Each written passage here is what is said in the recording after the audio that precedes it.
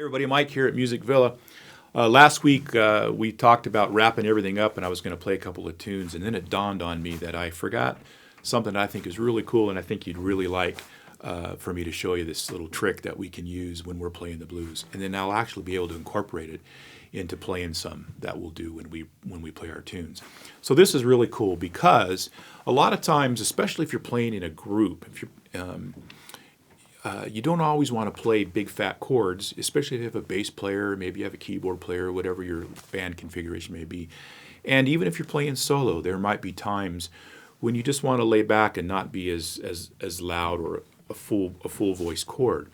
So what this little trick is allows you how you can play the chord, but I'm only going to play two notes. And so let me explain it to you and set it up. If we play this A7 chord that we've been looking at, I told you at some point in the past that these inside notes, this G and this C sharp, which is the flat 7 and the third, are really the only two notes that we need to define the chord as being dominant. So just those two notes give me an A7 chord. Now watch what happens. If I go from this A7 chord, if I go and I play my D7 chord, right here I have my F sharp and my C, which is the third of the D sharp, the F sharp, the third of D is the F sharp, and the flat 7 is C.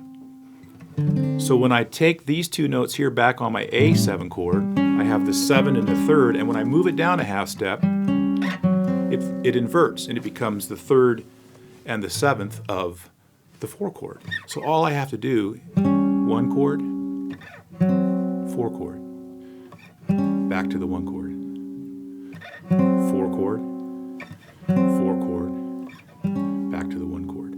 Now guess what? When I go to the 5 chord, all I have to do is move it up a half step. There's my 5 chord, there's my 4 chord, there's my 1 chord, and there's my 5 chord for the turnaround. So if we put that into context, and let me play just a chorus of the blues, and all I'm going to do is play those notes. 1, 2, 3, 4.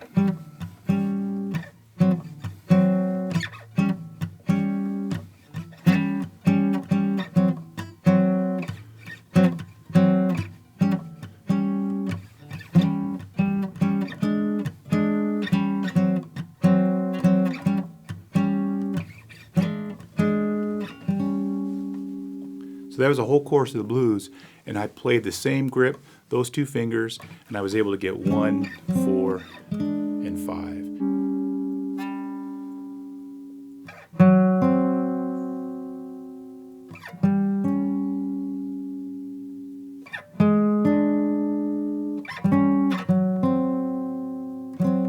So if you're playing in a group, especially if you're comping, and you don't want to play big fat chords or have all this crazy rhythm stuff going on, you want to lay back a little bit, you can just play these voices. And I'll tell you, your bass player, your other guitar player, or your keyboard player, they'll love you for it because you're not loud and crazy and in the way, you're just hitting these chords. So another way that we use them is we just call them, some people would refer to it as a punch chord. So if I'm playing the blues, and I just do that, I just punch the chord.